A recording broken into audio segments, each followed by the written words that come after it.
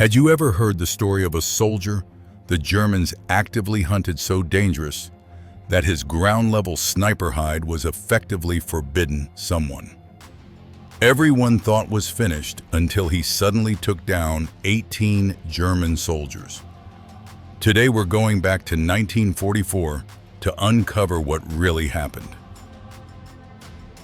At 7:23, on the morning of December 14, 1944, the Forest had already decided who would live and who would not. Private First Class Eddie Brennan lay face down in frozen Belgian mud ribs, crushed into the roots of a fallen oak breath, shallow fingers numb, while German machine gun fire ripped through branches 6 feet above his head and sent snow jumping with every impact.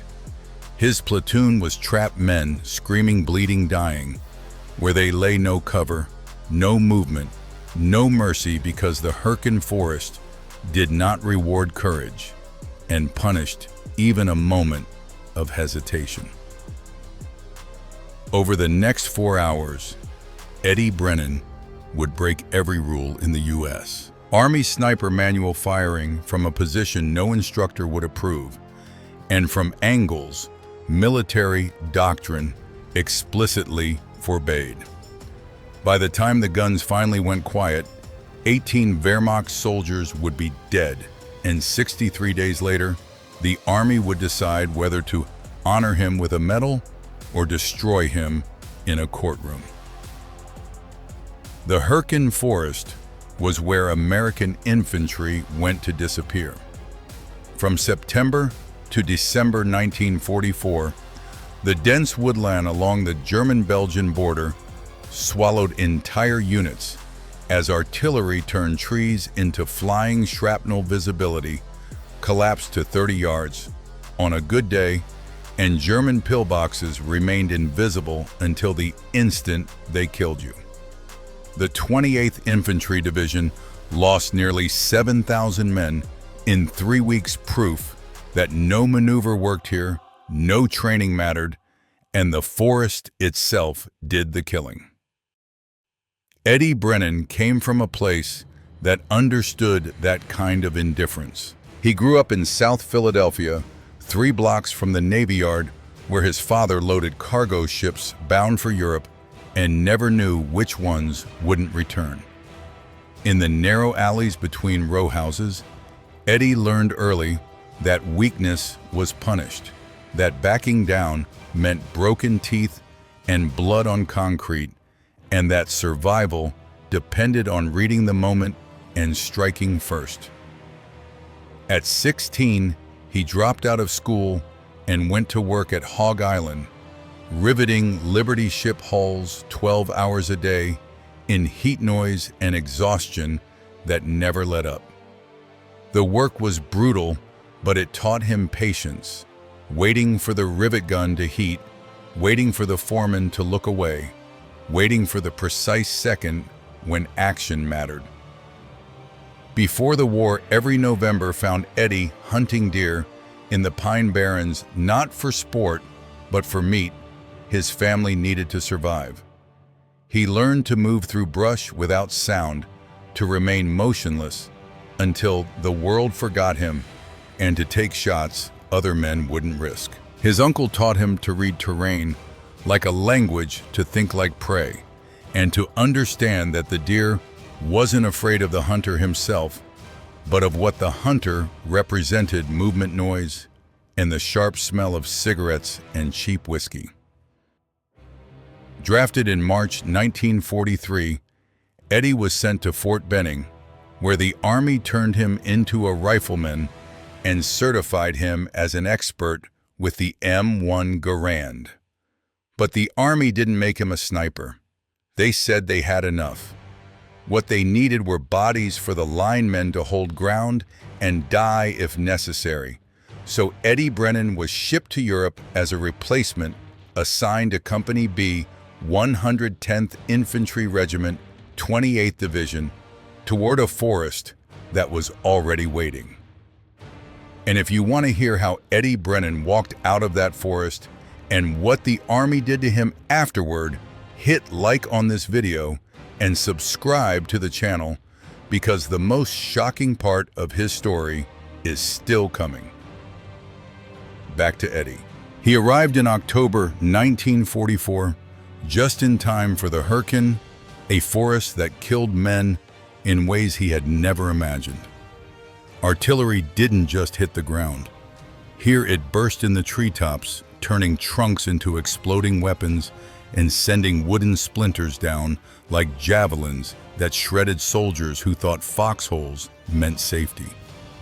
German snipers fired from positions so perfectly camouflaged that entire platoons walked within 10 feet of them without ever knowing they were there. American doctrine said sniping was a science clean and orderly. Elevated positions, maximum visibility, clear fields of fire, high ground, trees as vantage points, maintain line of sight. Eddie watched men die obeying every word of that manual. On November 8th, Private Vincent Hayes climbed a pine to establish an observation post, and at 9:47 a.m., a German round punched through his chest. Hayes fell 20 feet, hit the snow hard, and bled out while the platoon scattered for cover. The shooter was never found.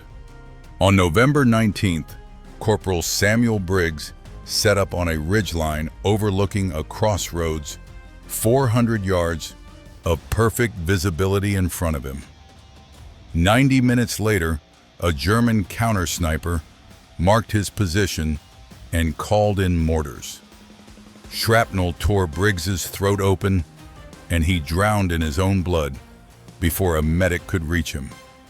On November 27th, Sergeant Thomas Uhr took a blown-out farmhouse, second-floor western window textbook positioning. He killed 3 Germans before a Panzerfaust erased the building. They found his rifle in the rubble. They never found enough of Uhr to bury. Eddie knew Hayes. They had shared a foxhole during an artillery barrage earlier that month, pressed together in frozen mud while the world came apart above them. Hayes was from Indiana, talked endlessly about his fiancée back home. Eddie didn't talk much, but he listened. When Hayes died, something shifted inside him. Not grief. He'd learned how to bury that, but something colder, sharper. Calculation. The problem wasn't the men. It was the doctrine. American sniper training worshipped what instructors called dominant positioning, height, distance, visibility. It made sense on a rifle range. In the Hürtgen, it was suicide. German snipers had been fighting in forests since 1941, from the birch woods outside Leningrad to the pine forests of Poland. They had learned what the Americans hadn't: elevation made you visible, height made you a target. Eddie understood this instinctively. He'd hunted deer for 8 years, and deer didn't look up. They looked across, horizontal threats, movement at eye level. A man in a tree was silhouetted against the sky, even through branches. A man on the ground was just another shadow. But the manual was explicit. Field Manual 23-10, Sniper, Training and Employment, 1943. The sniper should seek elevated positions that provide observation over the maximum area of the battlefield. The Army didn't train snipers to fight from the ground. They trained them to climb. On December 2nd, Eddie watched another man die, proving that rule wrong. Staff Sergeant William Peterson, 5 years older than Eddie, a hunter from Montana who should have known better, positioned himself 20 feet up an oak to watch a contested road junction. Eddie lay 50 yards away, prone behind a fallen log, watching him work. The German round hit Peterson in the left eye. He made no sound. He dropped his rifle and fell, striking 3 branches on the way down as the Springfield clattered against wood like breaking glass. His body landed twisted, one leg bent at an impossible angle. The German sniper never fired again. He didn't need to. Eddie stayed motionless for 3 hours, eyes locked on the tree line. He never saw the shooter, never heard movement. The shot had come from ground level, somewhere in the undergrowth 200 yards away. Perfect concealment, zero visibility. That was when it hit him. The German wasn't hiding in the forest. The German was the forest. That night, Eddie couldn't sleep. He lay in his foxhole, staring at the black web of branches against the sky, thinking about deer. Deer didn't climb to safety. They sank into it, low brush, fallen trees, shallow depressions where the ground itself hid them. Predators searched at eye level and above. They didn't look down. And Eddie wondered quietly, dangerously, what if a man could do the same thing? Eddie approached Captain Whitmore the next morning. Whitmore was 31, a former high school teacher from Ohio, who had been handed a rifle company after the previous commander took machine gun fire straight to the face. He was responsible for keeping 200 men alive in a forest engineered by nature and the Wehrmacht to kill them, and he didn't have time for theories. Eddie spoke anyway. "Sir, the snipers are dying because they're too high." Whitmore barely looked up. "Elevated positions provide visibility, Brennan. That's doctrine." Eddie didn't back down. "Doctrine's wrong for this terrain.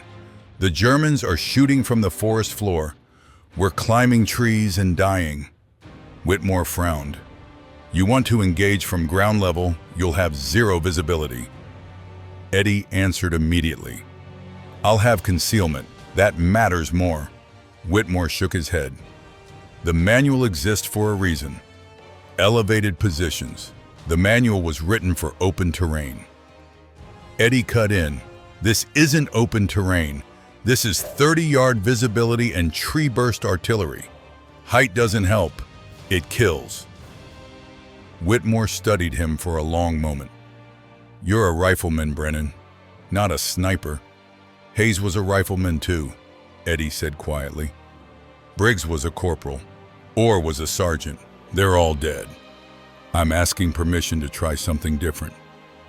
"And if you get killed doing it," Whitmore asked, "then you're down one rifleman instead of another sniper." Silence stretched between them, broken only by distant artillery. Finally, Whitmore spoke. "I didn't authorize this conversation." "Clear," Eddie nodded.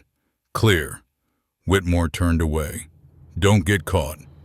Then, almost as an afterthought, "and don't miss." That night, Eddie began preparing. He wasn't going to dig a hide or build a nest. He was going to disappear, sink into the forest floor itself.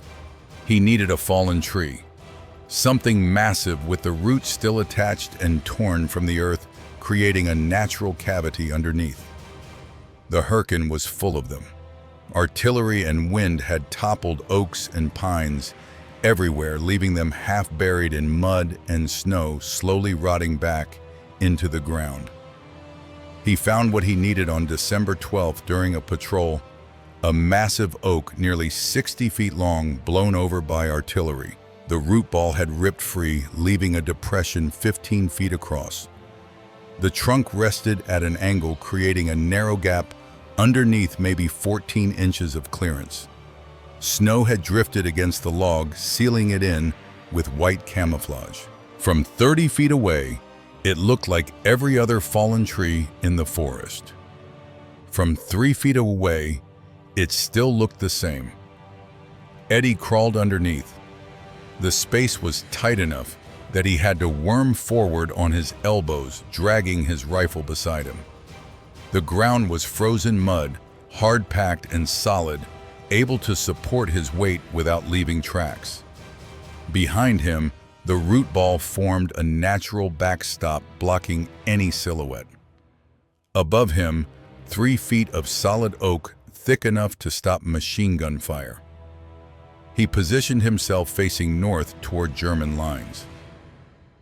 Through the narrow gap between trunk and ground, Eddie had a horizontal sight line across the forest floor. Only 6 inches of vertical view, but it stretched for 200 yards. He could see tree bases, tangled undergrowth, subtle rises and depressions in the terrain. He couldn't see the sky. He couldn't see anything above 4 feet in height. It was perfect. He stayed there for 3 hours without moving. He watched a deer step carefully through the snow 90 yards out. He watched 2 German soldiers walk past close enough to hear them talking. Neither looked down. Why would they? Men fought at eye level. Threats came from ridgelines, treetops, windows, elevation. No one expected death to rise from the forest floor. After dark, Eddie crawled back to American lines, his uniform stiff with frozen mud, his hands numb and shaking. But he knew now. He knew it would work. The only question left was whether the Army would let him live long enough to prove it. Before we continue, take a second to leave a comment. Tell us where you're watching from, and if someone in your family served in World War II, let us know who they were and where they fought. On December 13th, Eddie told Captain Whitmore he'd found a position. He didn't explain where it was or how it worked, and Whitmore didn't ask.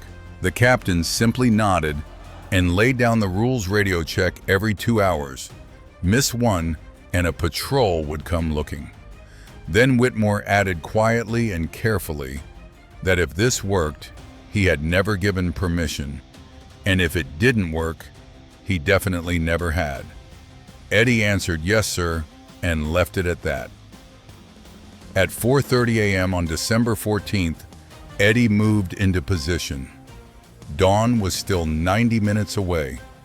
He crawled beneath the fallen oak in total darkness, navigating by memory alone, dragging his Springfield rifle and a canvas bag loaded with 300 rounds.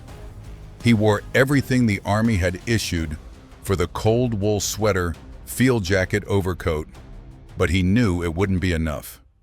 Ground level in December meant moisture seeping upward, no movement to generate heat, and hypothermia waiting patiently. He packed snow around the gaps of his body to erase any silhouette settled in beneath the log, and waited. Dawn came slowly. Gray light filtered through the canopy, draining the forest of color until it became nothing but layered shades of brown and ash. Eddie lay motionless, breathing slow and controlled, watching his sector.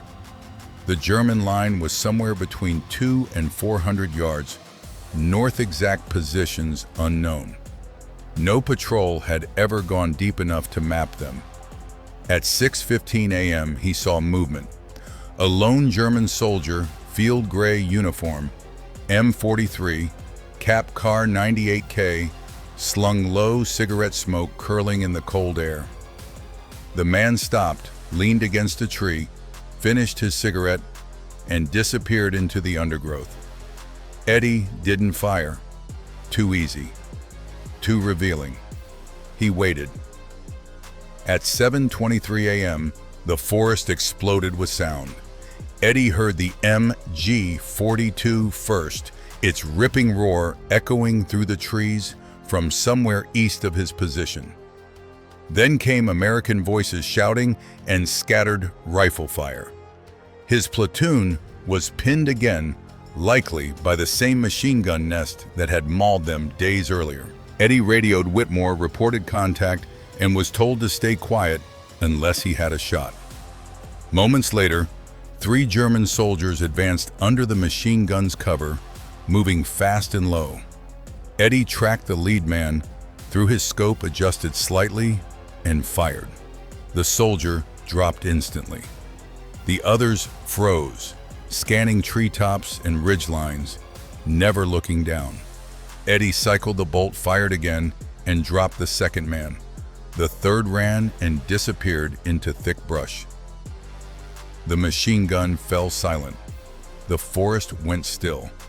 Minutes later, 4 more Germans advanced cautiously, spaced out, weapons raised. Eddie let them come closer.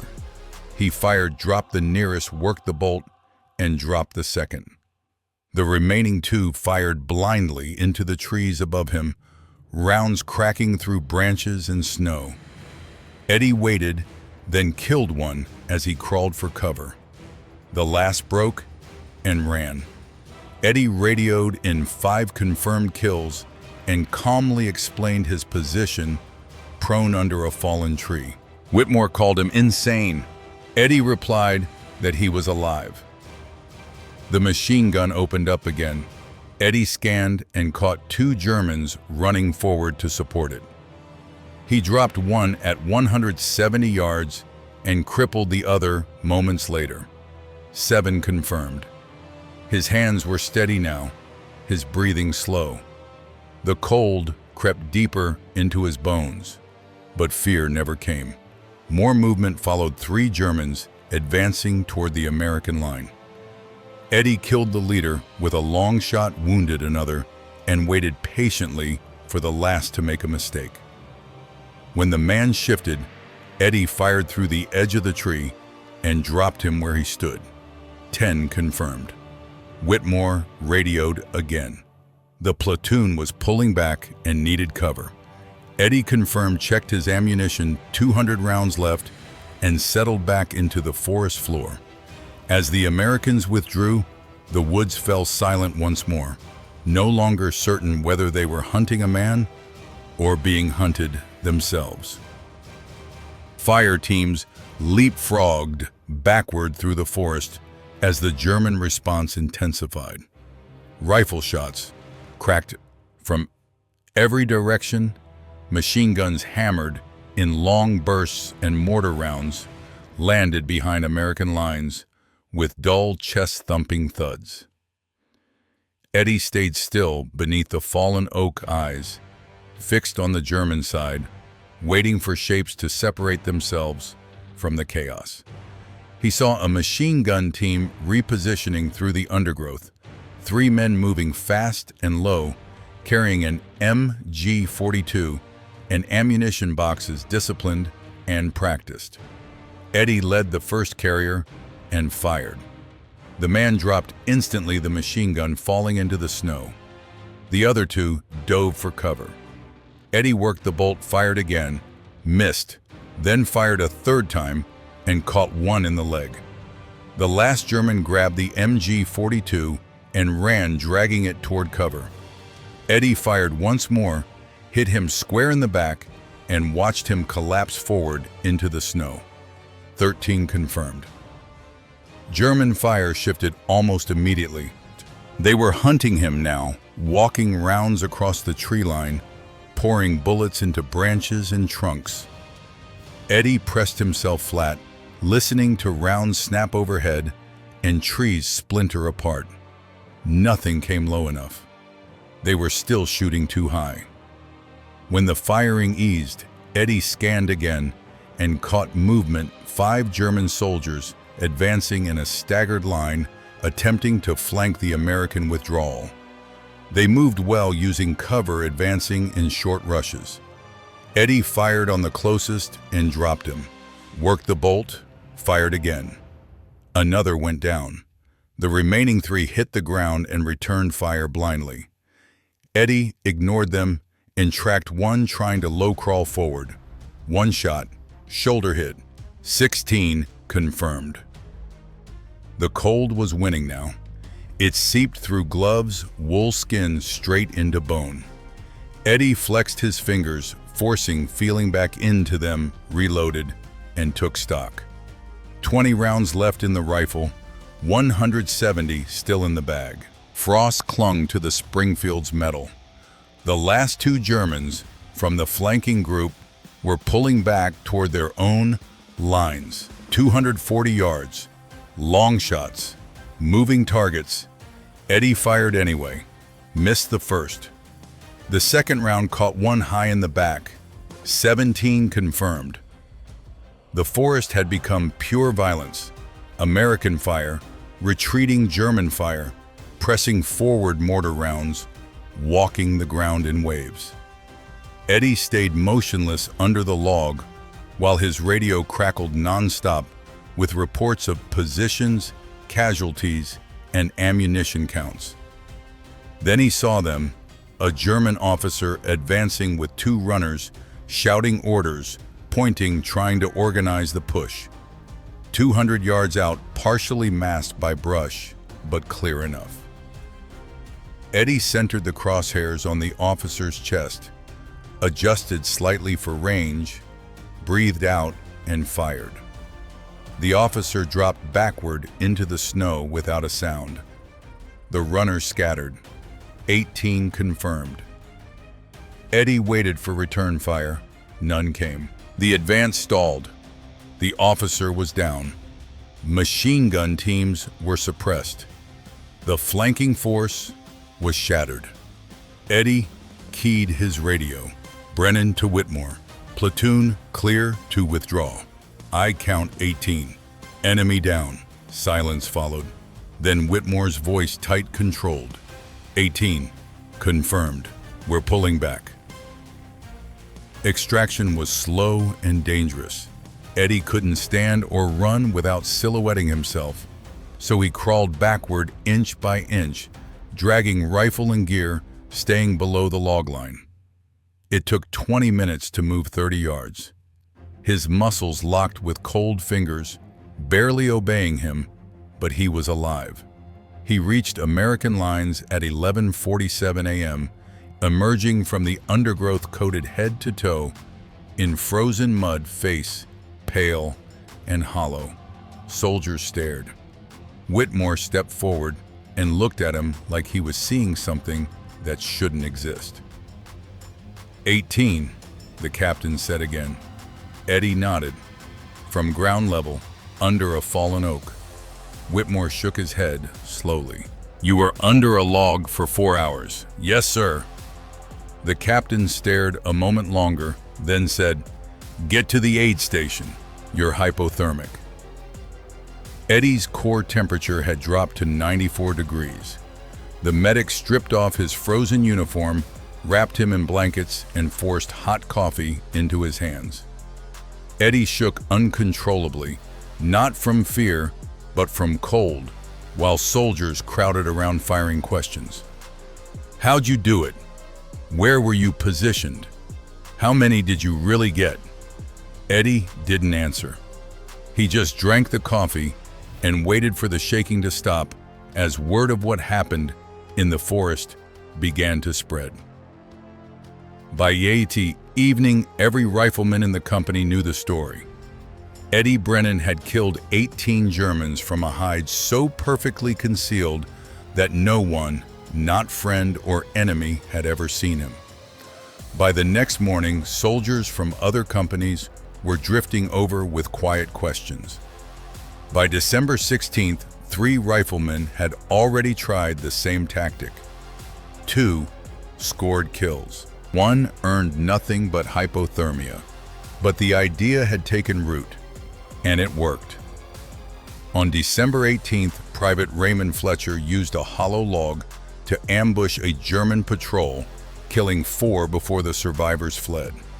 On December 21st, Corporal James Dalton buried himself beneath a root ball and eliminated a machine gun team that had pinned his platoon for 6 brutal hours. The method spread the only way real innovations ever do in war, quietly man to man, whispered in foxholes and aid stations. No officer ordered it. No manual described it. It grew out of necessity, frustration, and the refusal to keep dying for rules that no longer match reality. The Germans noticed. On December 23rd, a German lieutenant wrote in an after-action report that American sniper fire was now originating from ground-level positions, making counter-sniper operations extremely difficult. and rendering traditional elevated search patterns ineffective. He recommended indirect fire and systematic clearing of fallen timber. German snipers began checking the forest floor, but by then it was too late. The Americans had adapted faster. By January 1945, ground-level hides were being used throughout the forest and beyond. One German division reported sniper casualties up nearly 50% in a single month. The Americans were invisible, and doctrine could not fight what it could not see. Eddie Brennan never received credit. On February 15, 1945, military police arrested him at battalion headquarters. The charges were formal and cold, unauthorized modification of sniper doctrine, violation of Field Manual 23-10, conduct unbecoming. Eddie didn't resist. He'd known this was coming since December 14th. The court-martial convened 4 days later in Luxembourg. Eddie stood before 3 officers, a colonel, a major, and a captain, none of whom had fought in the forest, none of whom had watched men die by the book. The charges were read. "How do you plead guilty?" Eddie said. The room froze. Yes, he admitted it. He violated the manual. He fought from ground level. He taught others how to do it. Doctrine exists to maximize effectiveness and minimize risk. The major argued, "The doctrine got men killed." Eddie replied, "Hayes, Briggs, or Peterson. All dead because they followed it." "The manual was written for open terrain," Eddie said. "The forest was different." The captain objected. Even if the tactic worked, Eddie had no authority. He was a private. He followed orders. Eddie answered calmly that he had followed Captain Whitmore's orders to not get caught and not miss. Whitmore denied giving any such permission. Eddie nodded. He understood. The room went silent. 18 confirmed kills from one position using a forbidden method. Yes, sir. The court adjourned. Eddie was remanded to custody. He spent 3 days in the stockade before Whitmore came to see him. Reduction in rank, 30 days confinement. Eddie accepted it without protest. Others were alive. That mattered. Whitmore told him Fletcher and Dalton were still fighting, still using his technique. "It works," Whitmore said. Eddie answered simply that it wasn't in the manual. "Not yet," Whitmore replied. On February 24th, the sentence was read without emotion. Discipline had to be preserved. Eddie served his 30 days. He spent March 1945 eating bad food on a thin mattress while the war moved east without him. He didn't care. The dead were still dead, but others were alive. Somewhere in the forests of Germany, American riflemen were fighting from the ground, unseen and effective. For Eddie Brennan, that was enough. Eddie was released on March 26th and reassigned to a replacement depot. He never saw combat again. The war in Europe ended on May 8th, and by July, he was processing through demobilization. In August 1945, Eddie Brennan came home. On August 23rd, he stepped off the train in South Philadelphia, wearing his uniform for the last time, carrying a duffel bag, and nothing else. His father met him on the platform. They shook hands. "You all right?" his father asked. "Yeah," Eddie said. "I'm all right." They walked home through the same streets Eddie had grown up on. Row houses, corner stores, empty lots where he'd learned how to fight. Nothing had changed. Everything had. Eddie went back to work at the Navy Yard. The war was over, but ships still needed building. He riveted hulls for 3 more years, saved his money, and in 1948 opened a small garage 3 blocks from where he'd grown up. Brennan's Auto Repair. He fixed engines changed, oil rebuilt transmissions, and never talked about the war. People asked sometimes neighbors who'd heard rumors, customers who noticed the discharge papers framed on the wall. Eddie would shrug and say, "I was infantry, did my job, came home." He never mentioned the Hürtgen Forest, never mentioned 18 dead Germans, never mentioned the court-martial. In 1952, Eddie married Dorothy, who worked at the Five and Dime on Market Street. They had 2 kids, bought a house in the suburbs, lived quietly. Eddie coached Little League, fixed neighborhood kids' bikes for free, went to church every Sunday. Good man, people said. Quiet, but good. In 1957, the Army published a revised field manual, 23-10. Chapter 6 included a new subsection, Employment of Ground-Level Concealment in Forest Terrain. It described fallen timber root balls and natural depressions as effective sniper hides in dense woodland, citing studies from the Hürtgen Forest campaign. Eddie Brennan's name appeared nowhere in the manual. On November 11, 1973, Eddie stood in a Veterans Day crowd in Philadelphia, hands in his coat pockets, listening to speeches about sacrifice. Afterward, an older man approached him wearing an infantry cap. "You Eddie Brennan?" he asked. "Yeah, James Dalton, 110th Company C. We used your technique in the Hürtgen." Eddie nodded. Dalton shook his hand. "You saved my life," he said. "Probably saved a lot of others." Eddie looked uncomfortable. "I just did what needed doing." "You got court-martialed for it," Dalton replied. "That's courage." Eddie shook his head. Courage was Hayes climbing that tree. Dalton smiled. "No, courage is the quiet decisions." They never met again. Eddie Brennan died on March 8, 1989, age 67, of a sudden heart attack while working under a customer's Chevy. His obituary ran 4 short paragraphs. It mentioned his garage, his family, his service, and a Bronze Star without explanation. It didn't mention the forest, the 18 kills, or the trial. His funeral was full. A VFEW honor guard fired a salute. The flag was folded and handed to Dorothy. Eddie was buried in a veteran cemetery outside Philadelphia, one white stone among thousands. In 1994, a military historian researching sniper tactics found German reports describing American fire coming from the forest floor in the Hürtgen.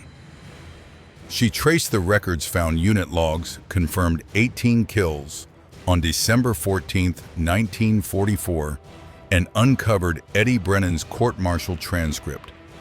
Her article concluded that his unauthorized innovation likely saved 40 to 70 American lives. Few people read it. By 2005, forest floor sniper hides were standard doctrine. Manuals credited field innovations. No names were listed. Today, Eddie Brennan's headstone lists only facts, name, rank, dates, nothing else. But in forests around the world, snipers still lie at ground level, invisible, patient hunting, the way Eddie learned in the Pine Barrens. They don't know his name. They don't know his story. They just know the technique works. That's how innovation really happens in war, not in manuals or committees, but through men who watch their friends die and refuse to accept it. Eddie Brennan broke the rules, paid the price, and changed everything. History never thanked him, but lives were saved. And sometimes that's enough. If you found this story compelling, please like this video and subscribe to stay connected with these untold histories. And thank you for helping keep these stories alive.